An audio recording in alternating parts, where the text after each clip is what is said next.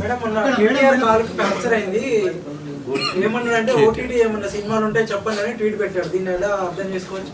మీకు ఎలా అర్థమైంది? నాకైతే బేసికలీ మండింది. వాస్తవం కాదా? వాళ్ళు సలహా అడిగారు, ఓటీటీలో ఏ సినిమాలు చూడాలి అని సలహా అడిగితే మేము వెటకారంగా మేము మళ్ళీ ట్వీట్ చేశాం. దానికి చిన్నదొరకు చాలా కోపం వచ్చింది, నా మీద వ్యక్తిగతంగా చాలా విరుచుకుపడ్డారు. అవసరమా? దమ్ముంటే సబ్జెక్టు మాట్లాడండి. మీకు చేతనైతే మీరు ఎందుకు చేయలేదో చెప్పండి. అధికారం మీ చేతుల్లో ఉంది, పాలన మీ చేతుల్లో ఉంది. ముఖ్యమంత్రి తర్వాత ఈ రాష్ట్రం స్థానం మీది.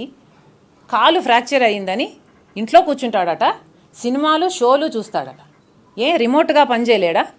రిమోట్గా మీరు ఎవరూ పనిచేయలేదా? కరోనా వచ్చినప్పుడు మనం ఎవరూ పనిచేయలేదా? ఏ రిమోట్గా పనిచేయడం అసాధ్యమా? వరదలు వచ్చి ఒక పక్క రైతులు నష్టపోయారు, ఎంతోమంది ఇల్లులు కోల్పోయారు, ఇంకెంతోమంది ప్రాణాలు కోల్పోయారు, ఇంకెంతోమంది వాళ్ళ జీవితాలు కోల్పోయారు. వాళ్ళకు ఒక్క రూపాయి సాయం చేసింది లేదు, ఒక్కనాడు వాళ్ళని పోయి పరామర్శించింది లేదు. ఈయన కాలిరిగిందట, ఓటీటీ సినిమాలు చూస్తాడట, షోలు చూస్తాడట. అసలు ఎన్ని వాగ్దానాలు ఇచ్చి మీరు అధికారంలోకి వచ్చారు?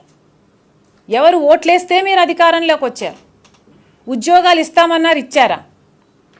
డబుల్ బెడ్రూమ్ ఇల్లు ఇస్తామన్నారు, ఇచ్చారా? రుణమాఫీ చేస్తామన్నారు, చేశారా? ఒక్క వాగ్దానమైనా నిలబెట్టుకున్నారా మీ జన్మలకు? మీరా మళ్ళీ ఒక మహిళని చూడకుండా, పెళ్ళైన స్త్రీ అని చూడకుండా, బిడ్డలున్నదని చూడకుండా నా మీద వ్యక్తిగతంగా దూషణలు చేస్తారా?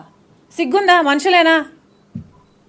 మీరు చూస్తున్నారు ఐ డ్రీమ్ న్యూస్ ని. Please subscribe I dreams.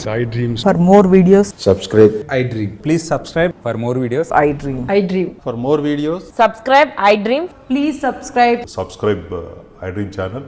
Do subscribe. I dream. I dream ఛానల్ని సబ్స్క్రైబ్ చేయండి. Do watch I Dream.